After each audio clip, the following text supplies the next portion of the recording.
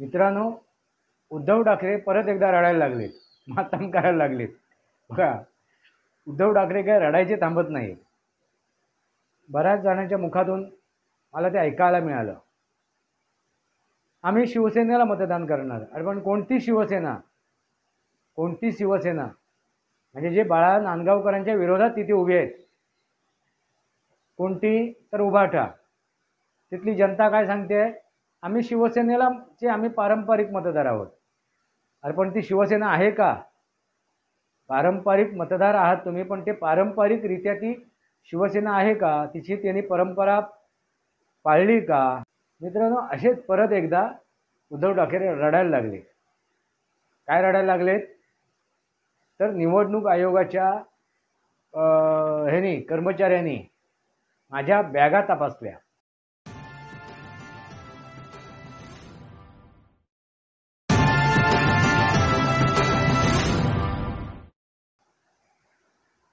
नमस्कार मित्रांनो, वास्तवावर बोलू काहीतरी या शृंखलेमध्ये पुन्हा एकदा आपलं स्वागत. मी आपला मित्र राजेश वासंती साबाजी केळुसकर. मित्रांनो, उद्धव ठाकरे परत एकदा रडायला लागलेत, मातम करायला लागलेत. बघा, उद्धव ठाकरे काय रडायचे थांबत नाही. 2019मध्ये जेव्हा निकाल लागला त्यावेळी ते रडलेत.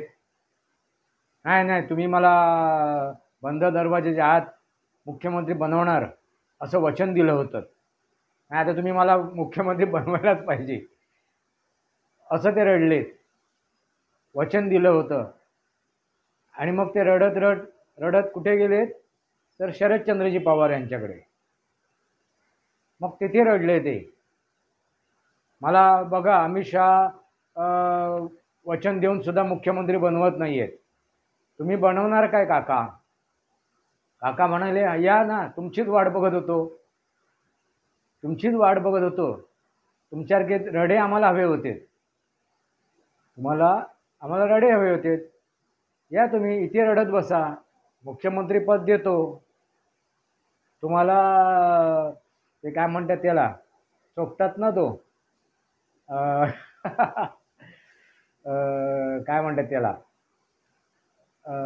लॉलीपॉप, तो देतो. तुम्ही चोकत बसा, आम्ही बाकीचा कारभार बघतो, आम्ही आमच्या हिशोबाने तुम्हाला चालवतो. मित्रांनो, असेच परत एकदा उद्धव ठाकरे रडायला लागले. काय रडायला लागलेत? तर निवडणूक आयोगाच्या कर्मचाऱ्यांनी माझ्या बॅगा तपासल्या. मित्रांनो, काय आश्चर्य बघा, काय घटना घडली. आणि त्यांनी ते व्हिडिओ शूट सुद्धा केला आणि जनतेला दाखवत आहेत. आणि जी प्रचार सभेला ते गेलेत, त्या प्रचार सभेमध्ये भाषणामध्ये सांगतायत, रडारड केली त्यांनी. बघा, माझ्या बॅगा चेक केल्या, माझ्या बॅगेची झाडाझडती घेतली. अरे बाबा, निवडणूक आयोगाचं जे काम आहे ते काम करतायत ना. त्यांच्या कर्मचाऱ्यांना जे आदेश दिले त्याप्रमाणे ते काम करतायत. तुम्हाला कशाला रडायला पाहिजे? आणि तुम्ही कुठल्या ग्रहावरून आलात का की आकाशातून पडलायत? या देशाचा जो सामान्य नागरिक आहे, जो मतदार राजा आहे, त्याला जेवढं नियम आणि कायदे आहेत तेवढे सर्वांना आहेत. मग तो नेता असो किंवा मंत्री संत्री असो. तुम्ही तर माजी मुख्यमंत्री आहात. मित्रांनो, ते रडायला लागले. आणि त्यांच्या रडण्यामधून एक गोष्ट लक्षात आली की ते का रडलेत, तर त्यांना काही गोष्टी लपवायच्या होत्या, जगासमोर आणायच्या नव्हत्या. त्या बाहेर आल्यात. आता त्या काय बाहेर आल्यात ते मी तुम्हाला सांगेन पुढे. मित्रांनो, त्यांची ती पोटरी खोलली गेली, त्यामुळे त्यांना दुःख झालेलं आहे. त्या पोटरीतून काय निघालं, त्या बॅगेतून काय निघालं ते पुढे तुम्हाला मी सांगेन. पण तत्पूर्वी मित्रांनो, आणखीन एक गोष्ट लक्षात आली. देवेंद्र फडणवीस यांची सुद्धा बॅग चेक केली, तपासली. असे सुद्धा आता व्हिडिओ दिसायला लागले. भारतीय जनता पार्टीने हे व्हिडिओ सुद्धा आता अपलोड केले की देवेंद्र फडणवीस यांची सुद्धा बॅग चेक केली. मग मला देवेंद्र फडणवीस हे रडताना मातम करताना दिसले नाहीत. खुद्द राज ठाकरे म्हणालेत, माझी पण एका ठिकाणी झाडाझडती घेतली, माझी बॅग तपासली. मग त्यावेळी राज ठाकरेंनी सुद्धा मातम नाही केलं, रडारड नाही केली. एकनाथ शिंदेची सुद्धा बॅग चेक केली गेली होती, मग त्यांनी मातम नाही केलं. म्हणजे मुख्यमंत्री असताना, हे तर माजी मुख्यमंत्री आहेत, आता ते विद्यमान मुख्यमंत्री आहेत, आणि असं असताना सुद्धा त्यांच्याही बॅगा बघितल्या गेल्या, चेक केल्या गेल्या, तपासल्या गेल्या. काय चूक आहे? त्यांना जे काम नेमून दिलेलं आहे निवडणूक आयोगाने, ते काम करतायत ना, ते इमाने इतबाराने करतायत. उलट तुम्ही त्यांना शाबासकी द्यायला पाहिजे होती, पण त्यांनी मातम केलं. मित्रांनो, लक्षात घ्या काय घडते. आणि एक गौप्यस्फोट करतोय मी. उद्धव ठाकरे यांच्या बॅगातून काय काय निघालं, काय काय घबाड निघालं. राज ठाकरे ते म्हणाले तर गरम पाण्याची बाटली आणि रुमाल, हात रुमाल. मित्रांनो, त्यांनी ती चेष्टा केली, पण माझ्या नजरेतून मला काही गोष्टी दिसल्या, गोष्टी दिसल्या, त्या तुमच्यासमोर ठेवणं गरजेचं आहे. उद्धव ठाकरे यांच्या सध्या बॅगेत काय काय आहे, त्यांच्या तिजोरीत काय काय आहे. कारण तिजोरी, बॅग वगैरे ह्या ज्या गोष्टी आहेत त्यांच्या वैयक्तिक, त्याच्यामध्ये त्यांच्या जवळच्या वस्तू असणार, त्यांच्या तिथल्या जवळच्या वस्तू असणार, महत्त्वाच्या गोष्टी असणार. आता महत्त्वाच्या जवळच्या काय गोष्टी होत्या ज्या माझ्या नजरेत आल्या. काय आलं तर उद्धव ठाकरे यांच्या बॅगेतून वक्फ बोर्ड यांना समर्थन, वक्फ बोर्डला समर्थन. म्हणजे मित्रांनो विचार करा, काय बाहेर पडलं? वक्फ बोर्डला समर्थन. 1 इंच सुद्धा जागा आम्ही वक्फ बोर्डकडून कोणाला घेऊ देणार नाही. म्हणजे वक्फ बोर्डच्या मागे जे वक्फ बोर्ड आता लँड जेहाद करते, तुमच्या आमच्या घरात घुसू पाहते. अगदी पुरातन मंदिर, हजारो वर्षापूर्वीचं पुरातन मंदिर, हे म्हणतात वक्फ बोर्डची संपत्ती आहे. 1400 वर्षापूर्वी हा इस्लाम धर्म स्थापित झाला, त्याच्या अगोदरचं आहे ते मंदिर, पुरातन मंदिर, 2000 वर्षापूर्वीचं. 1400 वर्षापूर्वीचं नाही तर 2000 वर्षापूर्वीचं पुरातन आहे. मग मला एक सांगा, ते कसं काय? त्यावेळी इस्लाम अस्तित्वात नव्हता, मग कशी काय ते वक्फ बोर्डची जमीन झाली? केरळामधली ही घटना आहे मित्रांनो, तुम्हाला माहिती आहे. आणि अशा वक्फ बोर्डला कोण हे देतोय, कोण सपोर्ट करतोय, कोण त्यांना हे करतोय, काय म्हणतात त्याला, त्याचं प्रोटेक्शन करतोय? तर उद्धव ठाकरे. आणि तेच त्या पोटरीतून, त्या बॅगेतून बाहेर पडलं.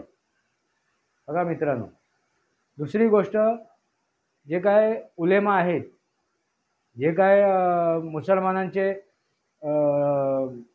काय म्हणतात त्याला, मुल्ला मौलवी आहेत, त्यांनी जी हे केलं, काय म्हणतात त्याला, जाहीर केलं त्यांनी फतवा, जो फतवा दिलाय त्या फतव्याच्या कॉप्या बाहेर पडल्या. त्या फतव्यामध्ये काय होतं तर वक्फ बोर्डला हे मिळावं, संरक्षण मिळावं. आणि त्यांनी जे हे दिले होते, पत्र दिली होती, त्या पत्रांमध्ये 50% मुसलमानांना पोलीस खात्यामध्ये हे मिळालं पाहिजे, नोकऱ्या मिळाल्या पाहिजे.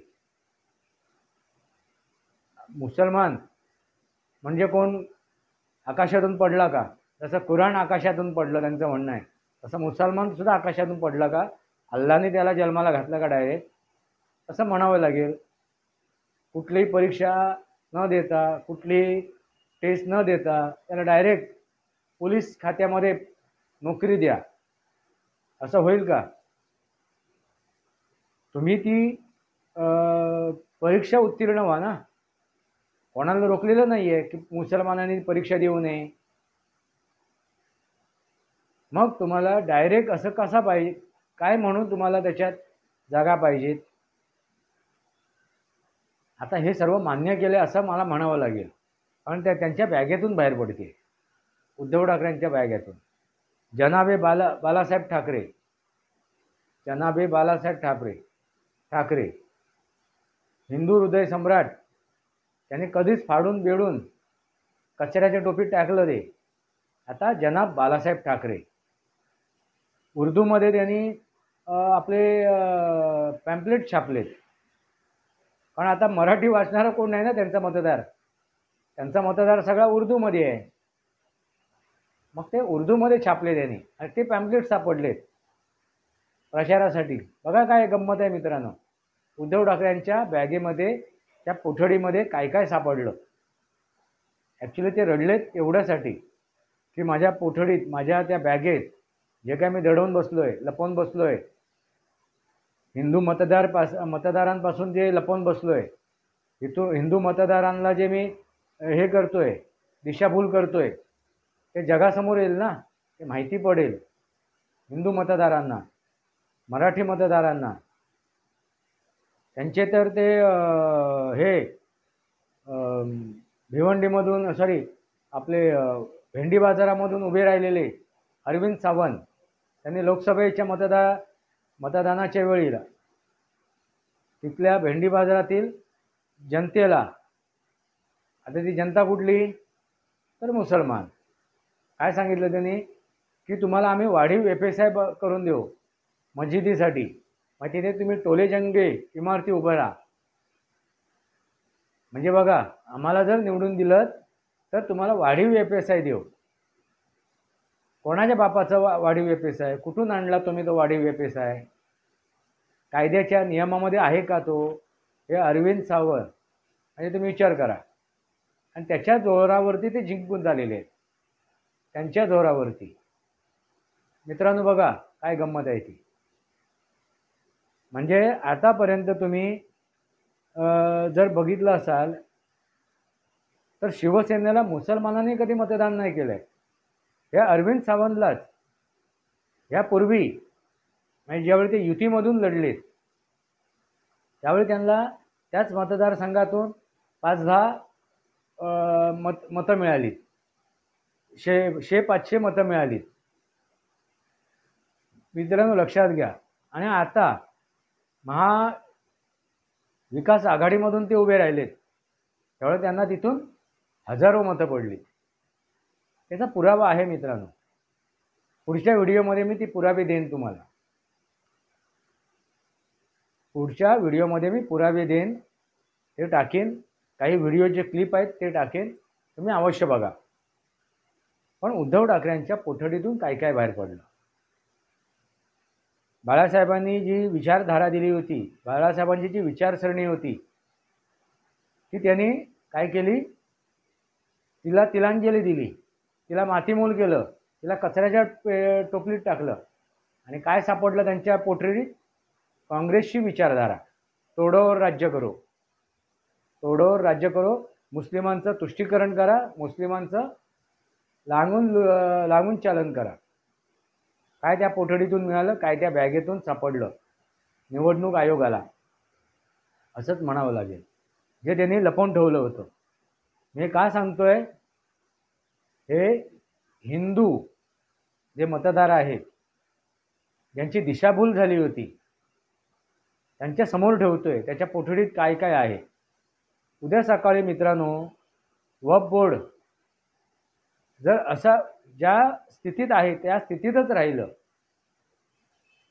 तर तुमच्या घरापर्यंत ते येऊन पोचतील, तुमच्या आया बहिणीपर्यंत येऊन पोचतील. लडके लिया पाकिस्तान, हंस के लिया पाकिस्तान, लडके लेंगे हिंदुस्तान. आता लढण्याची पद्धत बघा कशी आहे. आणि त्यांना सपोर्ट करणारे कोण आहेत? हिंदूच आहेत मित्रांनो. उद्धव ठाकरे काय मुसलमान आहे का? शरद पवार काय मुसलमान आहे का? नाना पटोले काय मुसलमान आहेत का? नाही मित्रांनो. उलट ते OIC मुसलमान आहेत, पण त्यांना ते साथ देत नाही आहेत. बघा काय गंमत आहे. OIC मुसलमान आहे, त्यांच्या पार्टीचं सुद्धा जे नाव आहे ते मुसलमानावरती आधारित आहेत आणि त्यांचं म्हणणंसुद्धा आहे की आम्ही मुसलमानांसाठी काम करतो आहे. त्यांचा त्याच्यात उल्लेखसुद्धा आहे त्या पार्टीच्या त्या नावामध्ये. मुसलमानांसाठी पार्टी आहे. मुसलमानांचे हे काय काय म्हणतात त्याला, हक्काला न्याय मिळवून देण्यासाठी, हक्क शाबूत ठेवण्यासाठी ही त्यांनी पार्टी उभी केलेली आहे. आणि अशा पार्टीला, अशा नेत्याला ते मतदान नाही करत. मतदान कोणाला करतात तर शिव उभाटाला. मतदान कोणाला करतायत? शरदचंद्रजी, राष्ट्रवादी काँग्रेस आणि काँग्रेस. आणि यांचे नेते मंडळी कोण आहेत तर हिंदू आहेत. हास्यास्पद आहे की नाही मित्रांनो? याच्या मागे या मुसलमानांची रणनीती काय आहे? त्यांचं म्हणणं काय आहे? तुमच्याच मानेवर बसणार आम्ही. तुमच्याच मानेवर बसून आम्हाला जे आमचा जो मतलब आहे, आमचा जो स्वार्थ आहे तो आम्ही साध्य करणार. वक्फ बोर्डला तुम्हीच हे देणार, संरक्षण देणार. संरक्षण देणारे कोण तर माननीय उद्धवराव, माननीय शरदचंद्रजी राव, माननीय राहुल गांधी की खान, तुमचं तुम्हाला माहिती आहे. आता नक्की तुम्ही विचार करा. आता उद्धव ठाकरेंच्या त्या पेठाऱ्यातून, त्या पेटीतून काय काय बाहेर पडलं. बऱ्याचशा गोष्टी आहेत, पुढच्या व्हिडिओमध्ये मी टाकीन. त्याच्या काही बऱ्याचशा व्हिडिओंचे मी क्लिप टाकणार आहेत, उदाहरणं म्हणून टाकणार आहेत. एक तुम्हाला त्याची माहिती मिळावी म्हणून टाकणार आहे. मित्रांनो लक्षात घ्या, म्हणजे तुमचे डोळे उघडतील. अजून आम्ही कसे आहोत? धर्मनिरपेक्ष आहोत. आम्ही अजून कसे आहोत? सेक्युलर आहोत, सहिष्णू आहोत. आणि उद्धव ठाकरेंच्या मागे का उभे राहिले आहेत? जे काय समर्थक आहेत ते, त्यांना अजूनही वाटते उद्धव ठाकरे म्हणजे बाळासाहेब ठाकरे. मित्रांनो, बाळासाहेब ठाकरे म्हणजे उद्धव ठाकरे नव्हे. हे त्यांनी त्यांच्या वर्तणुकीतून, त्यांच्या ह्याच्यातून, कार्यातून, त्यांच्या नीतीतून ते दाखवून दिलेलं आहे. आता त्यांना काय गरज पडली ना? चला आपण एक वेळेस मान्य करू, आजही ते बाळासाहेबांच्या नीतिमत्तावरती चालू आहेत, त्या नीतिमूल्यांवरती चालत आहेत. मग ते मुसलमानांसमोर लोटांगण काय घालतायत? साष्टांग नमस्कार काय घालतायत? जे मुसलमान कधीही मातोश्रीच्या जवळपास फिरकले नव्हते, त्यांनी जाऊन तिथे घोषणा केली, आणि ती सुद्धा उद्धवरावांच्या विरोधात घोषणा केल्या. का तर वक्फ बोर्डला तुम्ही समर्थन दिलं नाही. ते द्या, आम्ही वक्फ बोर्डला समर्थन देण्यासाठी तुम्हाला निवडून दिलेलं आहे. तुम्हाला आम्ही आमच्या हक्क आणि न्यायासाठी लढण्यासाठी तुम्हाला समर्थन दिलेलं आहे. कोणाचे हक्क आणि कोणाचे हे तर मुसलमानांचे. न्याय कोणाला तर मुसलमानांना, हक्क कोणाला तर मुसलमानांना. बघा काय गंमत आहे, काय काय त्यांच्या त्या बॅगेतून बाहेर पडते. काय बाहेर पडलं? ते ज्यावेळी मुख्यमंत्री होते त्यावेळी पालघरला जो हत्याकांड झाला, त्या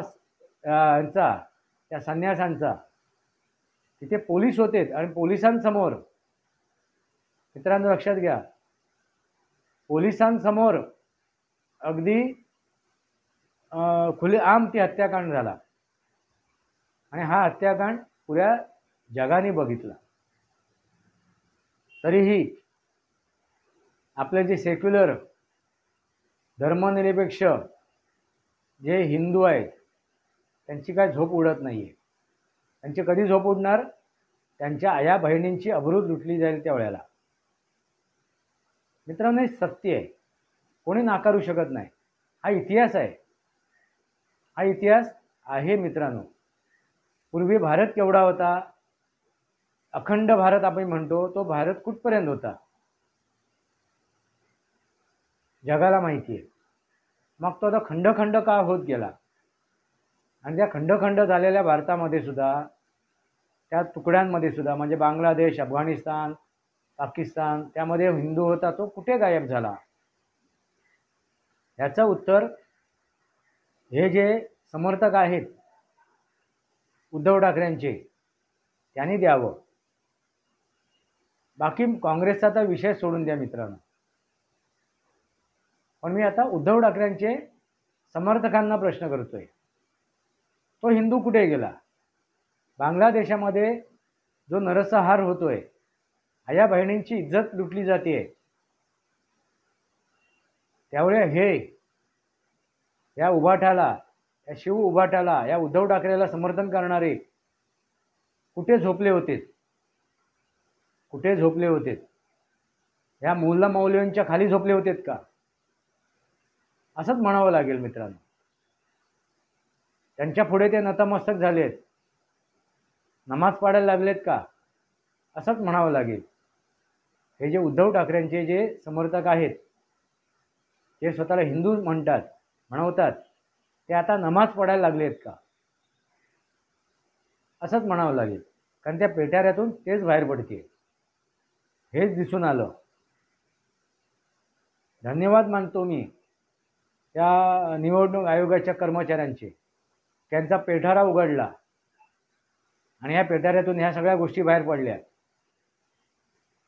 मित्रांनो, मी पुढच्या व्हिडिओमध्ये परत एकदा सांगतो तुम्हाला, पुढच्या व्हिडिओमध्ये काय देतोय तुम्हाला, पुरावे देतोय, पुरावे सादर करतोय. काही व्हिडिओंचे क्लिप मी राखणार आहेत, ते तुम्ही बघा, म्हणजे तुमच्या लक्षात येईल उद्धव ठाकरे यांच्या कोठडीतून काय काय बाहेर पडलं. निर्णय तुमच्या हातात आहे, निर्णय तुमच्या हातात आहे. कारण आता मुंबईमध्ये जे मतदार आहेत, हिंदू मतदार आहेत, बऱ्याच जणांच्या मुखातून मला ते ऐकायला मिळालं, आम्ही शिवसेनेला मतदान करणार. अरे पण कोणती शिवसेना, कोणती शिवसेना, म्हणजे जे बाळा नांदगावकरांच्या विरोधात तिथे उभे आहेत, कोणती, तर उभाटा. तिथे शिवसेनेने, भाजपाने त्यांना हे दिलं आहे, बाळा नांदगावकरांना सपोर्ट केला आहे. मग ते त्यांच्या विरोधात कोण उभे आहेत, तर उभाटाचे नेते उभे आहेत, शिव उभाटाचे. तिथली जनता काय सांगते, आम्ही शिवसेनेलाचे आम्ही पारंपरिक मतदार आहोत. अरे पण ती शिवसेना आहे का, पारंपरिक मतदार आहात तुम्ही, पण ते पारंपरिकरित्या ती शिवसेना आहे का, तिची त्यांनी परंपरा पाळली का, त्या परंपरेनुसार ती चालते आहे का, त्या परंपरेचा त्यांनी मान सन्मान ठेवला का, हा माझा प्रश्न त्या मतदारांना आहे, त्या मतदारांना. आता ते कितपत खरं आहे माहिती नाही, की पेड मतदार आहेत ते, की पेड त्याने आपली मुलाखत दिलेली आहे, खरं खोटं त्या मुलाखत घेणाऱ्याला माहिती. पण मी त्यांना विचारतोय की ह्या कोणी उद्धव ठाकरे यांनी ती परंपरा जपली आहे का.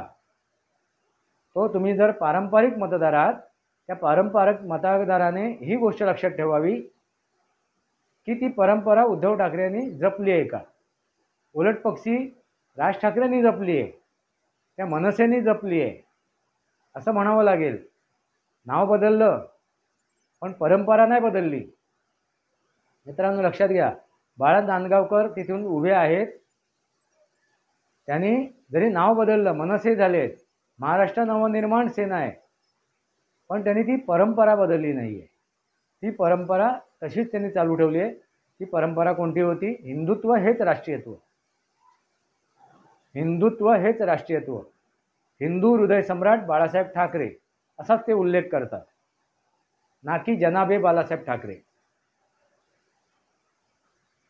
दुसरी गोष्ट काय आहे, तर बाळासाहेबांची जे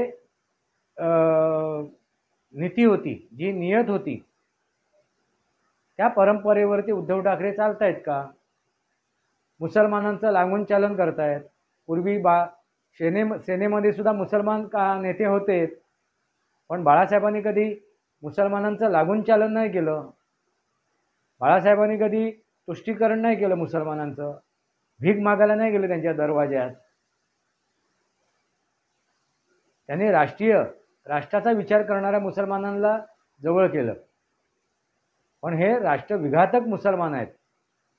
हे जे राष्ट्रविघातक मुसलमान आहेत त्यांना जवळ कोण करतोय? तर उद्धव ठाकरे.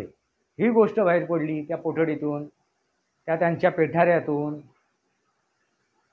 मित्रांनो लक्षात घ्या, विघातक म्हणजे विचार करा, तो वक्फ बोर्ड सारखी विघातक एक शक्ती बोकाळली आहे. आणि कोणामुळे बोकाळली आहे? तर काँग्रेसमुळे. अतोनात त्यांना काय दिली? त्यांचे बळकट हात केले होते. तुमची जागा जर त्यांनी बळकवली वक्फ बोर्डने, तर तुम्हाला कोर्टात जाता येत नव्हतं. तुम्हाला जायचं कुठे न्याय मागायला? तर वक्फ बोर्ड करे. म्हणजे चोरी करणार आणि मग चोराकडेच आपण न्याय मागायला जाणार, कसं काय साध्य होणार? मित्रांनो, त्यासाठी त्याच्यावरती संशोधन केलं जाते, त्याच्यामध्ये अमेंडमेंट केलं जाणार आहे. आणि त्यांची जी असीमित ताकद दिली होती ती काढून घेतली जाणार आहे. वक्फ बोर्ड ह्याला निरस्त नाही करत आहेत. त्याची असीमित जी ताकद दिली होती, ज्यामुळे हे जमिनीवरती कब्जे करत होते, लँड जिहाद करत होते, त्याच्यावरती अंकुश येईल. आणि ज्या जमिनी त्यांनी बळकावल्या आहेत चोऱ्या माऱ्या करून, त्या परत त्यांच्याकडून काढून घेतल्या जातील, ह्याची त्यांना भीती आहे. म्हणजे हंसके लिया पाकिस्तान, लढके लेंगे हिंदुस्तान. काय कोठडीतून निघते? त्या पेठाऱ्यातून निघते उद्धव ठाकरेंच्या. तर हंसके लिया पाकिस्तान, लढके लेंगे हिंदुस्तान. मित्रांनो, जागे व्हा आणि निर्णय घ्या. जागे व्हा आणि निर्णय घ्या. त्यांना एक सवाल पूछा, त्यांना एक प्रश्न विचारा. त्यांना एक प्रश्न काय विचारायचा तुम्ही कोणाला? की तुम्ही जाहीररित्या वक्फ बोर्डच्या विरोधात आपली मतं सांगा, मांडा. त्याच्यावरती जे सत्य आहे ते जनतेसमोर आणा जाहीररित्या. एखाद्या नेत्याला विचारू नका. तुम्हाला तो प्रचाराला आल्यावरती तो तिथे खोटंच बोलेल ना, आम्ही वक्फ बोर्डच्या विरोधात आहोत असं तो सांगेल. जाहीररित्या उद्धव ठाकरेंना हे मंचावरून सांगायला सांगा की आम्ही वक्फ बोर्डला समर्थन करत नाहीये. असं जर ते मान्य करायला तयार असतील तर खुशाल त्यांना मतदान करा. खुशाल त्यांना मतदान करा. जर ते वक्फ बोर्डला विरोध करत असतील तर निर्णय तुमच्या हातात आहे. विचारा तुमच्या त्या नेत्याला. समर्थक आहेत ना जे उद्धव ठाकरेंचे, त्यांना मी विचारतोय, सवाल विचारतोय, प्रश्न करतोय. तुमच्या नेत्याला विचारा. तुमच्या नेत्याला विचारा की वक्फ बोर्डचा विरोध तुम्ही करताय का? वक्फ बोर्डला तुम्ही खारिज करताय का? जे मतदार आहेत, पारंपरिक मतदार म्हणून स्वतःला सांगतायत शिवसेनेचे, त्यांनी सुद्धा सांगावं की तुम्ही वक्फ बोर्डला समर्थन करताय का? आधी त्यांनी सांगावं आणि मग आपल्या त्या नेत्याला विचारावं जो त्या वक्फ बोर्डचं समर्थन करतोय. निर्णय तुमच्या हातात आहे. कोणाला मतदान करायचं आहे आणि कोणाला मतदान नाही करायचं आहे. कोणाच्या विरोधात आणि कोणाला समर्थन करायचं आहे हे तुमच्या हातात आहे. तुमचं भविष्य तुमच्या हातात आहे. आजचं वर्तमान तेच उद्याचं भविष्य. ते वर्तमान कधी असणार आहे तुमचं? तर 20 तारखेला. आणि त्याचं भविष्य कधी उलगडणार आहे? तर 23 तारखेला. मग कळून येईल तुम्ही केलेलं मतदान हे तुमची माती करणार आहे की तुमची उन्नती करणार आहे. कारण खंड झालेला भारत आहे, तर आणखीन किती विखंड करणार आहात तुमच्या हातात आहे. उन्नती की अधोगती निर्णय तुमच्या हातात आहे. काय करायचं आणि काय नाही करायचं. उद्धव ठाकरेंच्या त्या कोठडीतून, त्यांच्या त्या पेटीतून, त्या पेठाऱ्यातून काय बाहेर पडलं हे तुमच्यासमोर मी मांडलेलं आहे. आणि उद्धव ठाकरेंनी सांगायचं आणखीन काय लपवलं आहे तुमच्या त्या आणखीन असे किती पेटारे आहेत तुमच्या घरी पडलेले जे कुलूपबंद आहेत. त्या पेटाऱ्यात आणखीन काय काय आहे? हिंदूंच्या विरोधात, सनातनच्या विरोधात. स्टालिनच्या पुत्रांनी जसं म्हटलं, हिंदू सनातन हे डेंग्यू मलेरिया आहे, तसे तुमचे पुत्रसुद्धा आता म्हणायला मागे पुढे नाही करणार आहेत. आता ते म्हणायला त्यांनी सुरुवात पण केली आहे. त्याचा उल्लेख मी पुढच्या व्हिडिओमध्ये करेन. वरळीमधून ते म्हणतायत आता, पुढच्या व्हिडिओमध्ये त्याचा उल्लेख करेल. मित्रांनो, तुम्हाला काय वाटते? आपले विचार कमेंट बॉक्समध्ये लिहा. वास्तवावर बोलू काहीतरी या शृंखलेमध्ये. शृंखलेला सबस्क्राईब करा, बेल आयकॉन दाबा, माझे विचार पडसे लाईक करा, आपले विचार कमेंट बॉक्समध्ये लिहा. तुर्तास इतकंच. भारत माता की जय. वंदे मातरम. जय भारत, जय महाराष्ट्र, जय सनातन.